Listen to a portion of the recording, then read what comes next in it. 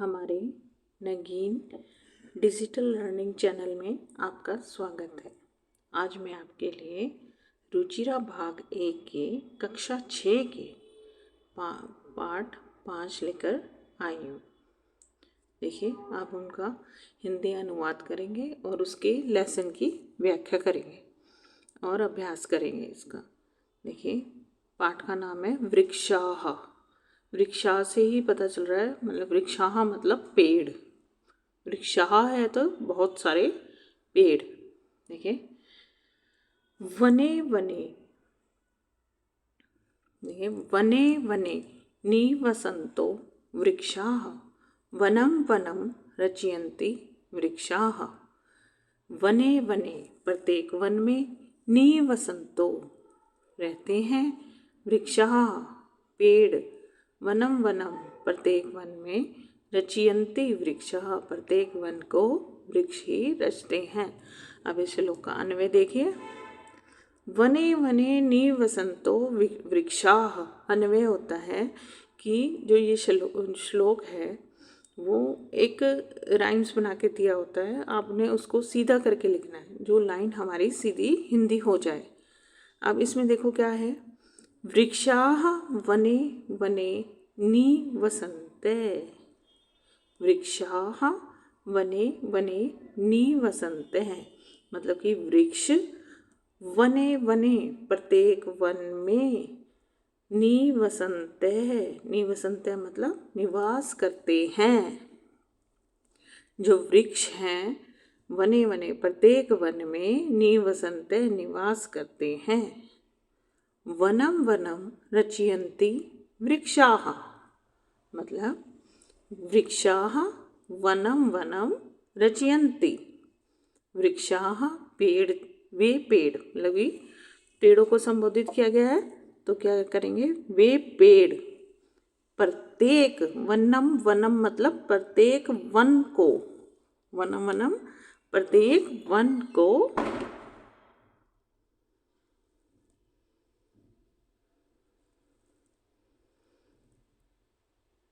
प्रत्येक वन को की रचयन्ति रचना करते हैं। ठीक है, देखिए इसको दोबारा देख लेते हैं। वृक्षाः वने वने निवसन्ते, जो पेड़ हैं प्रत्येक वन में निवास करते हैं। वृक्षाः वनम वनम रचयन्ति, और वही पेड़ प्रत्येक वन की रचना भी करते हैं, क्योंकि वन किस चीज़ से बनते हैं, घने घने वृक्षों से। वृक्ष होंगे तो वन होंगे, वृक्ष नहीं होंगे तो वन नहीं होंगे। आगे देखिए, शाखा दोलासीना विहगाः तये किमपि कुजन्ति वृक्षाः। अब इसका अन्वय देखिए। शाखा दोला, शाखा अब ये दो अक्षरों के मेल से बना है, शाखा दोला आसीना विहगाः। विहगा होते हैं पक्षी, शाखा मतलब शाखाएं, दोला मतलब झूला। ठीक है, अब अन्वय देखिए इनका। विहग विहगाः शाखा दोला सीना, मतलब पक्षी, विहगा जो होते हैं पक्षी, शाखा मतलब पेड़ों की, किसकी शाखा होती है, पेड़ों की शाखा रूपी दोला, दोला होता है झूला, शाखा रूपी झूले पर बैठे हैं। विहगा शाखा दोला सीना, पक्षी वृक्षों की शाखा रूपी झूले पर बैठे हैं। तय किमपि कुजन्ति वृक्षाः, तय मतलब वृक्षा, वृक्षा तय किमपि कुजन्ति, तय मतलब वृक्षा ऐसा प्रतीत होता है जैसे, तय जैसे, वृक्ष किम अपि उनके माध्यम से, कुजंती कुछ कह रहे हैं, चहक रहे हैं। अब जो पक्षी होते हैं वृक्षों की टहनियों पर बैठे रहते हैं, वो टहनियाँ उनके लिए किस समान है, झूले के समान।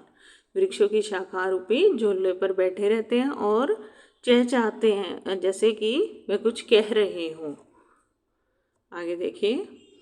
पिबन्ति पवनं जलनं संततं साधु जना इव सर्वे वृक्षाः पिबन्ति पवनं जलनं संततम।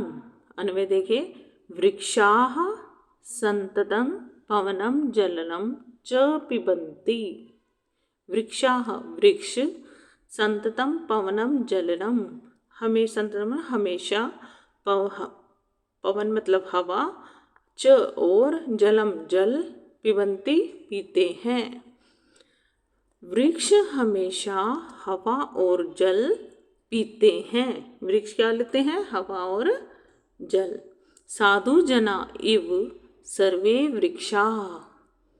सर्वे वृक्षाः साधु जनाः इव।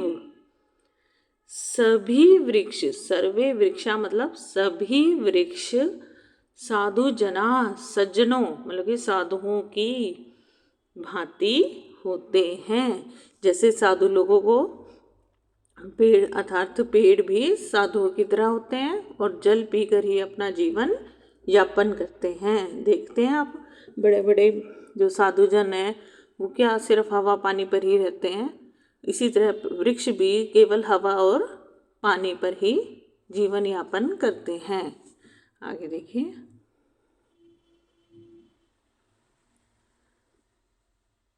स्पर्शन्ति पादैः पातालं च नभः। स्पर्शन्ति पादैः पातालं च नभः शिरसु वहन्ति वृक्षाः। अन्वय देखिए, वृक्षाः, अब यहाँ से है अन्वय, वृक्षाः पादैः पातालम।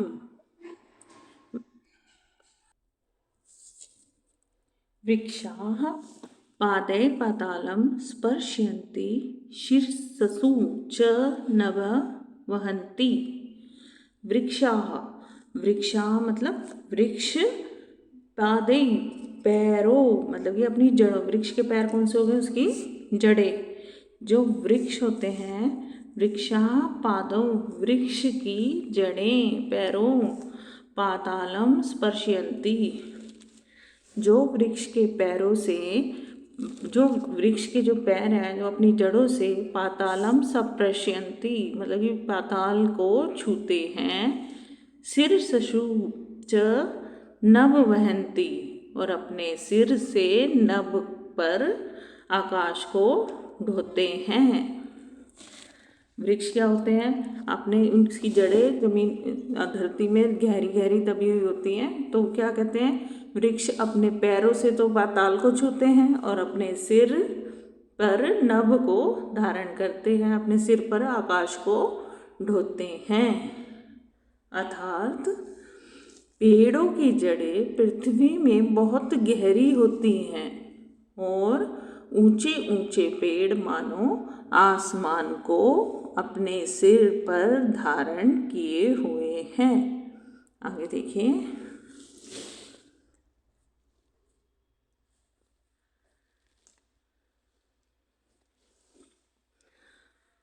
पाद्योदर्पणे सप्रतिबिंबं कौतुकेन पश्यन्ति वृक्षाः। अन्वय देखिए, वृक्षा पयोदर्पणे, वृक्षाः पयोदर्पणे सप्रतिबिंबं वृक्षाः, यहाँ से लिया है हमने, वृक्षाः पयोदर्पणे सप्रतिबिंबं कौतुकेन पश्यन्ति। वृक्षाः वृक्ष, पयो जल रूपी, दर्पणे दर्पण में, सप्रतिबिंबम अपने प्रतिबिंब को, सव मैंने अपने प्रतिबिंब को, कौतुकेन आश्चर्यपूर्वक मतलब कौतुक आश्चर्य के साथ, पश्यन्ति देख रहे हैं। वृक्ष जल रूपी दर्पण में अपना प्रतिबिंब आश्चर्यचकित रूप से देख रहे हैं। अर्थात जो नदियों और के किनारे बड़े बड़े वृक्ष स्थित होते हैं, उनकी प्रतिबिंब, उनकी छाया नदियों में के जल में दिखाई देती है। ये बताया गया है, उसी की व्याख्या की गई है कि जो वृक्ष हैं वो अपनी अपनी जल रूपी अपने प्रतिबिंब को जल रूपी दर्पण में आश्चर्यपूर्वक देख रहे हैं। आगे देखिए,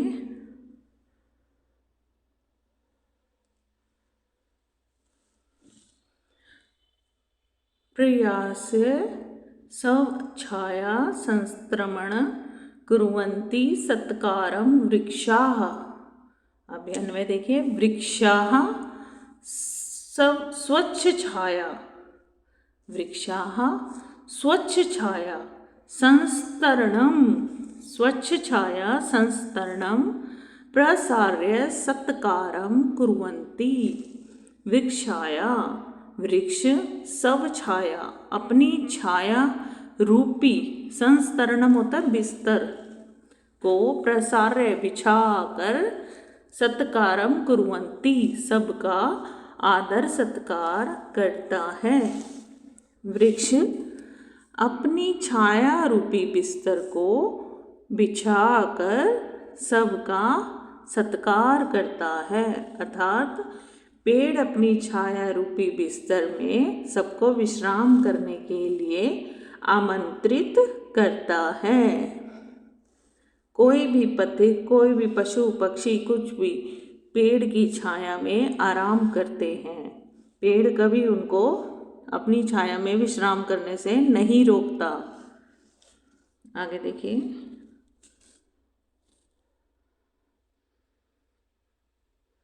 हम इस पाठ का अभ्यास करेंगे। शब्दार्थ, वने वने प्रत्येक वन में, निवसन्ते रहते हुए, रचयन्ति रचते हैं, शाखा डालियाँ, दोला झूला, आसीना बैठे हुए, विहग पक्षीगण, किमपि कुछ भी, कुजंती कूकते हैं, सनंतम लगातार, साधुजना तपस्वी लोग, इव की तरह, पिबंती पीते हैं, स्पर्शंती स्पर्श करते हैं, नभे आकाश में, शीर्षसु सिर पर, वहंती ढोते हैं, प्यो दर्पणे जल में, जल रूपी दर्पण, सव प्रतिबिंबम अपने प्रतिबिंब को, पश्यंती देखते हैं। आगे देखिए, कौतुकेन आश्चर्य से, प्रसार्य फैलाकर, सब छाया स्तंत्रम अपनी छाया रूपी बिस्तरे को। अब 3 अक्षरों के मेल से बना है, 3 संधि विच्छेद दिया हुआ है। सव छाया संस्तरणम, सव मैंने अपनी छाया, संस्तरणम मतलब बिस्तर, सत्कारम आदर। आगे देखिए, अब अभ्यास, वचनानुसार रिक्त स्थान पूर्यते, वचन के अनुसार रिक्त स्थान भरना है कि एक वचन है, द्विवचन है या बहुवचन है। अब एक वचन एक के लिए, द्विवचन 2 के लिए, बहुवचन बहुत सारी चीजों के लिए।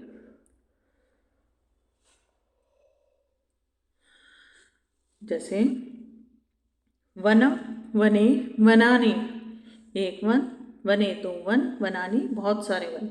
इसी तरह जलम जले जलानि, बिंबम बिंबे बिंबानि, अब है वृक्षम वृक्षौ वृक्षाणां, पवनम पवनौ पवनानां, जनम जनौ जनानां। आगे देखिए, कोष्ठकेषु प्रदत्त शब्देषु उपयुक्त विभक्ति योज्यत्वा रिक्त स्थानानि पूरयन्ति। अब कोष्ठक में जो शब्द दिए गए हैं उनको देखकर रिक्त स्थान आपको उचित विभक्ति लगाकर रिक्त स्थान भरना है। ठीक है, अहम रोटी, अहम डैश खादामी, जैसे फर्स्ट डन है, अहम डैश खादामी, अहम मैं, खादामी क्या खाता हूँ, रोटी का, रोटी का कहा जाएगा संस्कृत में रोटी काम। त्वम जलम पिबसी, छात्र दूरदर्शनम पश्यति। आगे देखिए, वृक्षा पवनम पिबन्ति, ता कथां लिखन्ति, आवां जंतुशालां गच्छावः। अधोलिखितेषु वाक्येषु कृत पदानि चुनुत, नीचे लिखे गए पद में कृत पद चुनना है आपको। कृत, कृत मैंने कर्ता, कर्ता पद कौन चुनता है? क्रिया, जो क्रिया करता है वो कर्ता। आप जैसे इसमें देखो, जहाँ क्रिया हो रही है वो कौन करता है? कर्ता। वृक्षा नभे शीर्षसु वहन्ति, वृक्ष है नभ को अपने सिर पर ढोते हैं। वहन्ति ढोते हैं, कौन ढोते हैं? कौन ढोते हैं वृक्ष को अपने सिर पर? आकाश को, नभ को, आकाश को अपने सिर पर कौन ढोते हैं? वृक्षः। तो वृक्षा क्या हो जाएगा? ढोना हो गया क्रिया, वृक्षा क्या हो जाएगा? कर्ता। विहगा वृक्षेषु कूजन्ति, पक्षी वृक्ष पर कूंजते हैं। कूंजना क्या होगी? क्रिया। किस पर कूंजते हैं? कौन कूंजते हैं? विहग, पक्षी कूंजते हैं। पक्षी क्या हो गए? कर्ता, पक्षी कर रहे हैं ये काम। प्यो दर्पणे वृक्षा स्व प्रतिबिंबम पश्यति, पानी में अपने दर्पण, पानी के रूपी दर्पण में वृक्ष अपना प्रतिबिंब देखते हैं। देखते हैं, क्या देखना हो गया क्रिया। देखते हैं, क्या देखते हैं? कौन देखते हैं? वृक्ष, वृक्ष देखते हैं ना, तो वृक्ष क्या हो गए? कर्ता। कृषक अन्नानि उत्पादयति, किसान अन्न पैदा करता है। पैदा, उत्पादयति, उत्पादयति क्या हो गया? क्रिया। कौन कर रहा है इस क्रिया को? किसान। किसान क्या हो गए? कर्ता, कृषक है। सरोवरे मत्स्या सन्ति, सरोवरे मत्स्या सन्ति, तालाब में मछलियाँ सन्ति हैं। किसमें है मछलियाँ? मछलियाँ क्या हो गई? सन्ति, तालाब में मछलियाँ हैं। क्रिया क्या हो गई? तालाब में। कौन है? मछलियाँ। कौन क्या होता है? कर्ता, मत्स्या कर्ता। प्रश्नानाम् उत्तराणि एक पदेन लिखें, प्रश्नों को एक पद में उत्तर दीजिए। वृक्षाः कै पातालं स्पर्शयन्ति, वृक्ष जो हैं कै पातालं स्पर्शयन्ति, पाताल को वृक्ष के क्या स्पर्श करते हैं? क्या स्पर्श करते हैं? पादै, पैर। वृक्षाः किं रचयन्ति, वृक्ष क्या बनाते हैं? वने वने, वनम वनम। विहगा कुत्र आसीना, पक्षी कहाँ हैं?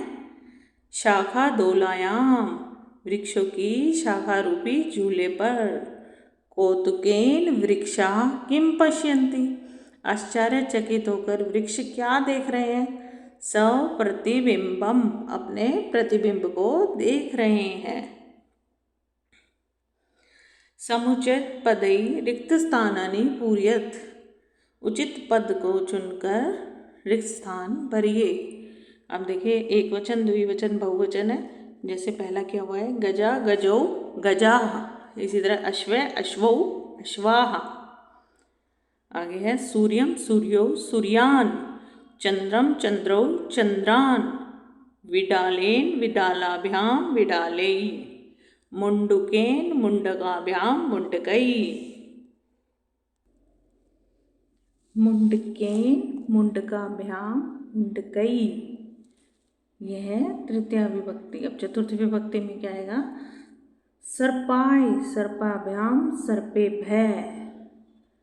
इसी तरह वन की क्या बनेगी चतुर्थ विभक्ति?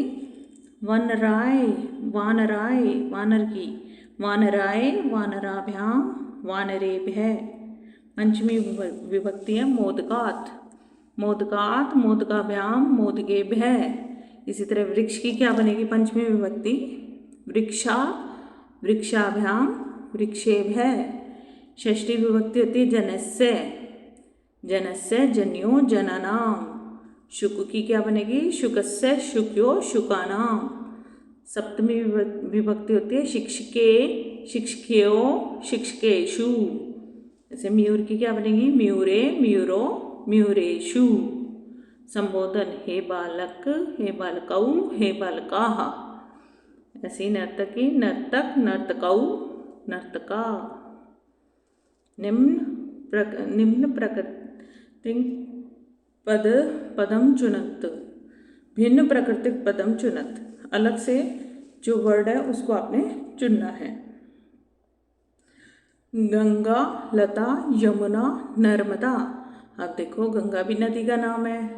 लता एक पेड़ की शाखा को कहते हैं लता, जो पेड़ की बेल लटक रही होती है उन्हें कहते हैं लता। यमुना भी नदी का नाम है और नर्मदा भी नदी का नाम है, तो अलग से क्या हो गया, लता। उद्यानम, कुसुमम, फलम, चित्रम। अब उद्यानम होता है बाग, कुसुमम फूल, फलम फल, चित्रम चित्र। अब क्या चीज़ अलग लग रही है, चित्रम। क्यों, उद्यानम, कुसुमम और फलम एक ही जगह हो सकते हैं लेकिन चित्रम अलग।